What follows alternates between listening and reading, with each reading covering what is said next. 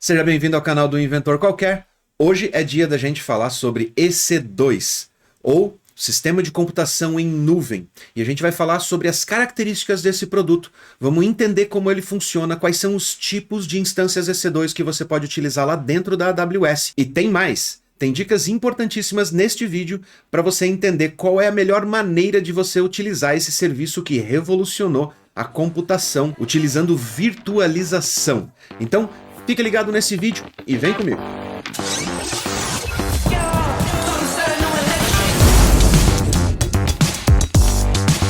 Se você está chegando nesse vídeo, quer dizer que você tem interesse por Cloud Computing e você quer aprender mais, você quer evoluir o seu conhecimento com a computação em nuvem. Então não esquece que a gente está preparando o nosso curso 2.0 de AWS e se você quiser participar do pré-lançamento, que vai ser exclusivo para seguidores aqui do canal do Inventor e do meu canal pessoal do Wesley Milan, você tem que se inscrever aqui no canal e clicar no linkzinho que vai estar aqui na descrição e no comentário pinado para ir lá se inscrever para o pré-lançamento. Entra lá, coloca o seu e-mail, se inscreve para poder receber as notificações de quando esse curso vai ser pré-lançado e você vai poder participar dele com vantagens exclusivas de seguidores aqui do canal do Inventor e do canal do Wesley Milan. Afinal de contas, o que é EC2? EC2 é a abreviação de Elastic Compute Cloud, ou seja, computação elástica em nuvem. Nuvem nada mais é do que a virtualização de recursos computacionais para poder distribuir essas virtualizações em forma de instâncias,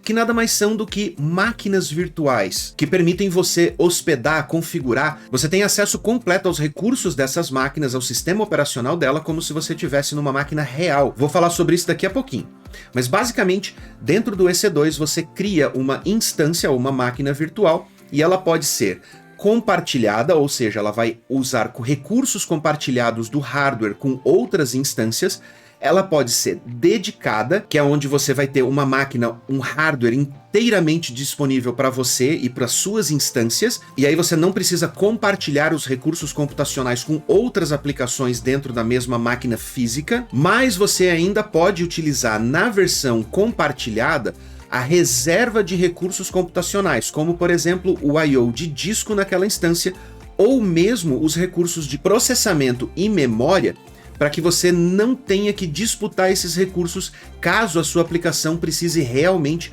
aguentar um grande impacto aí de tráfego ou de processamento. Mas afinal de contas, se eu estou compartilhando hardware, qual que é a diferença então de eu ter um desses provedores aí de hospedagem padrão que me cobram R$14,99 por mês e eu ter uma instância compartilhada dentro de uma infraestrutura como a AWS utilizando o EC2? Bom, basicamente, quando você tem um site que está hospedado em uma máquina compartilhada, mas ela não está virtualizada para você, significa que o seu site está disputando diretamente os recursos computacionais que estão dentro daquela instância ou daquela máquina física. Mas é importante lembrar que a maioria dos provedores hoje também hospedam dentro de infraestruturas como a da AWS e vendem para você uma fatia da máquina virtualizada, que é na verdade uma fatia de uma máquina física dentro de uma estrutura cloud. Tecnicamente falando, você compartilhar recursos dentro de uma mesma instância não garante para você esses recursos. E quando você está utilizando isso dentro de uma instância virtualizada,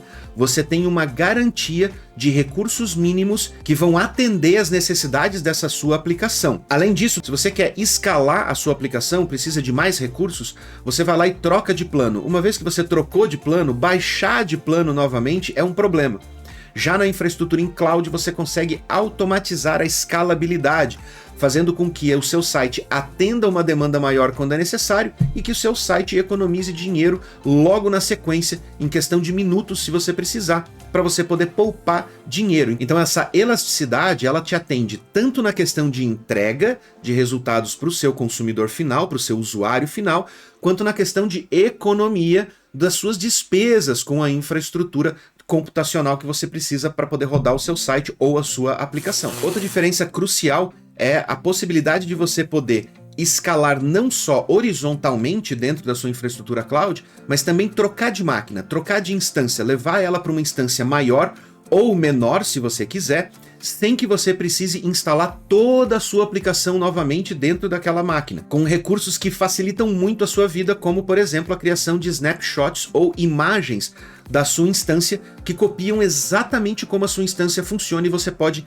levantar essa mesma configuração, esse mesmo sistema operacional com tudo pronto ali dentro, em qualquer instância de qualquer tamanho, para você poder escalar verticalmente a sua infraestrutura. E isso também te dá a possibilidade de você expandir a sua aplicação, criando módulos ou segmentando a sua aplicação em microserviços ou mesmo em serviços menores dentro da sua base, fazendo com que a sua aplicação não só seja elástica no sentido de atender tráfego, mas ela também vai ser mais flexível no sentido de implementação de novos recursos dentro dessa aplicação para atender uma demanda de mercado. Hoje, dentro da AWS, existem mais de 500 tipos diferentes de instâncias, que variam de acordo com a sua necessidade. Algumas são mais otimizadas para consumo de CPU, outras para consumo de memória e algumas para consumo de disco. Dependendo do tipo de operação que você está rodando dentro dessa instância, você pode escolher um tipo de instância que vai atender melhor essa sua necessidade.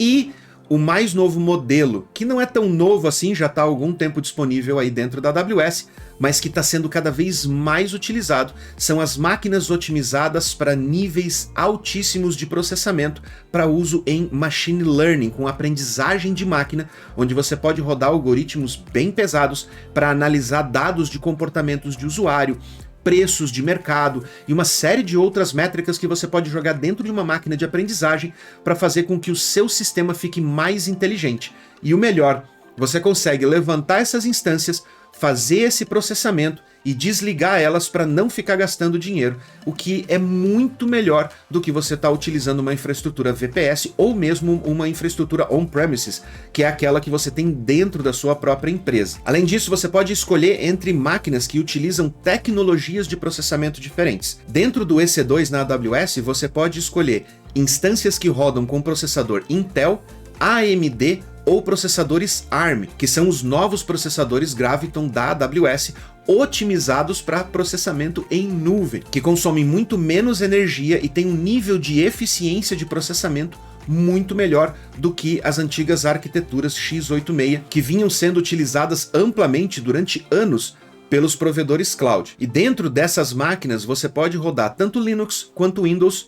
e, olha lá, macOS. Sim, você pode rodar macOS dentro das suas instâncias EC2. Eu tenho certeza que muita gente ainda não se ligou disso, ainda não sabe dessa novidade, mas você pode criar o seu workstation com macOS dentro da AWS para fazer desenvolvimento mobile, para fazer implementações específicas para a plataforma e compilar aplicativos específicos para plataformas da Apple, ou mesmo utilizar um macOS numa plataforma com processamento acelerado e tecnologia AMD ou NVIDIA para fazer edição e renderização de vídeos. Isso mesmo, você pode fazer renderização 3D e renderização de vídeos em escala, no nível que você precisar, e assim que você termina esse trabalho, você pode simplesmente baixar toda a sua infraestrutura e não gastar mais nada, ao invés de ir lá e investir milhares ou às vezes milhões de reais em equipamentos caríssimos para poder fazer isso dentro da sua empresa. No EC2 você ainda pode escolher dois tipos de discos ou de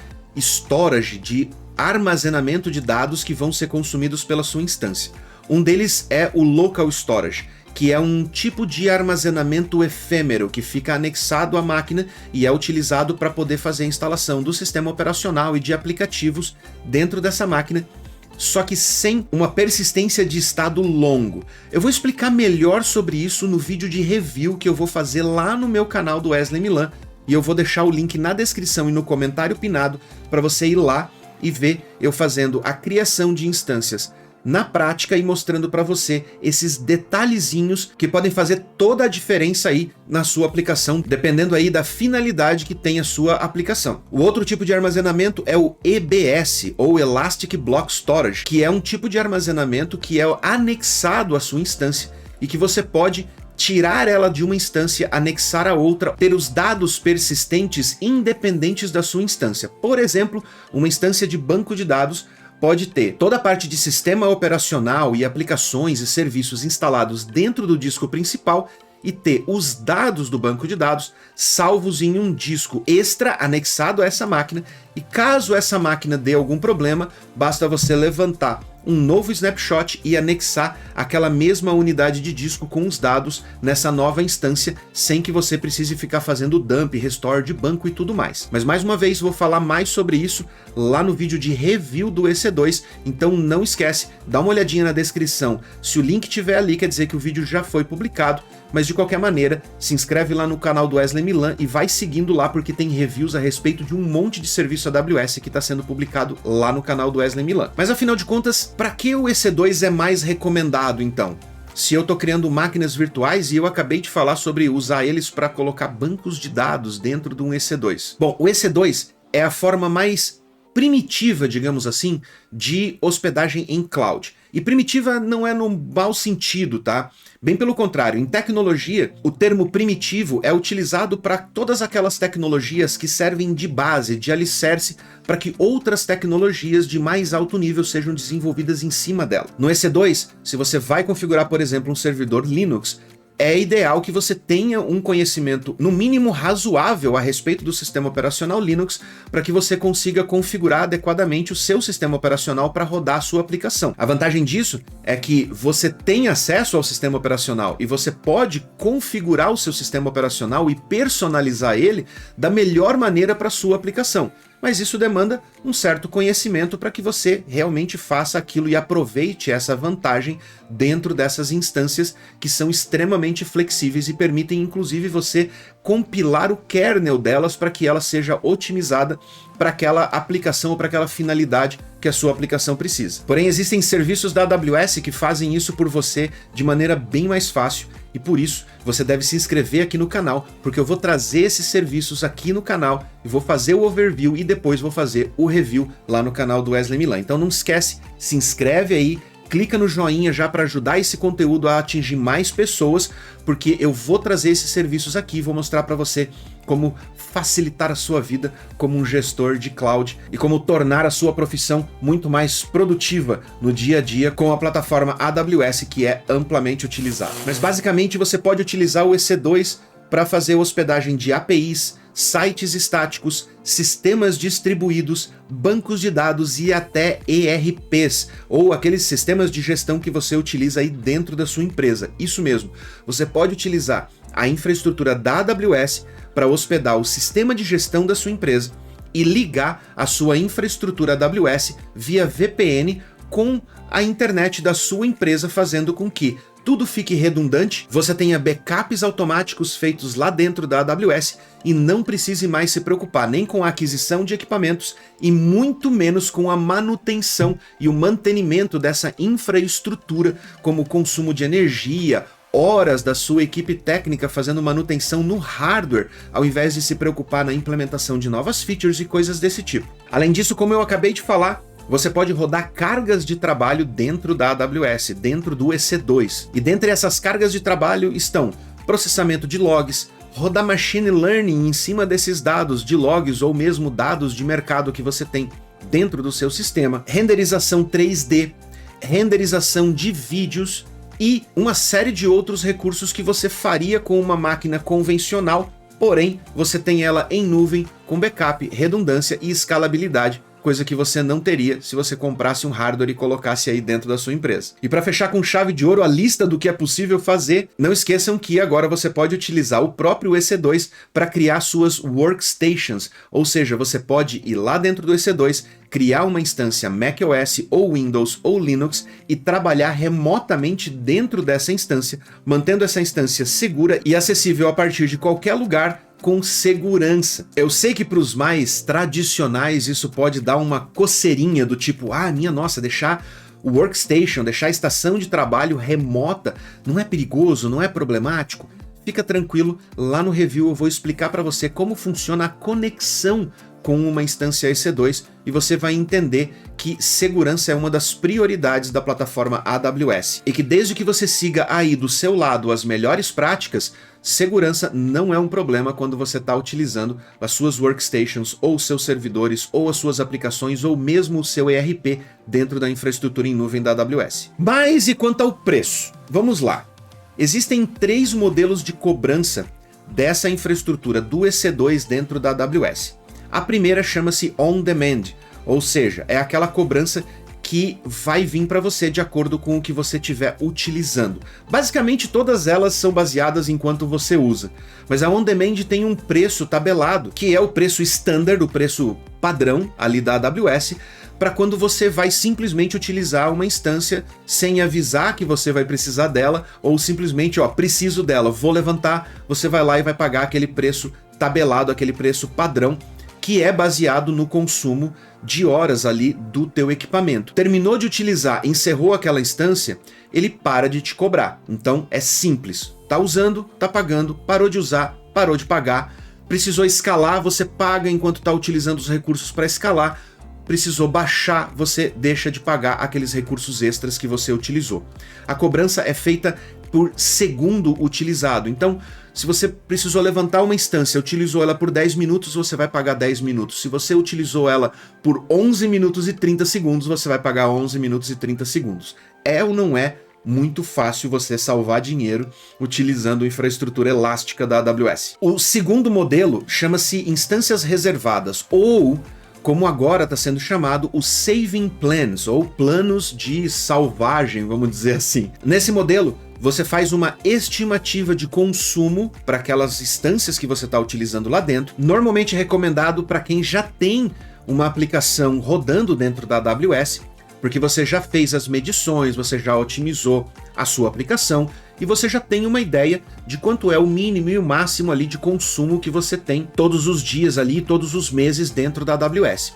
Nesse caso, você pode adquirir horas de recurso computacional de forma antecipada, ou seja, você fala para a AWS quantas máquinas de que tipo você vai precisar consumir e você pode fazer planos de 1 ou 3 anos antecipando os pagamentos ou a necessidade daqueles recursos, e aí você tem um desconto. Nos planos do Saving Plans você pode tanto adiantar parcialmente o valor, adiantar integralmente esse valor, ou não adiantar nada. Você só assume o compromisso de que durante aquele ano ou durante aqueles 3 anos que você está dizendo para ela que você vai precisar dos recursos, você vai pagar todo mês um valor fechado de horas baseado na tua necessidade de recurso computacional. Todos os recursos que excedem aquele valor que você já reservou vão ser cobrados no valor do On Demand. E por último, mas não menos importante, as instâncias Spot, que eu vou falar mais a respeito delas no próximo overview aqui no canal do Inventor, então fica ligado para saber mais a respeito de Spots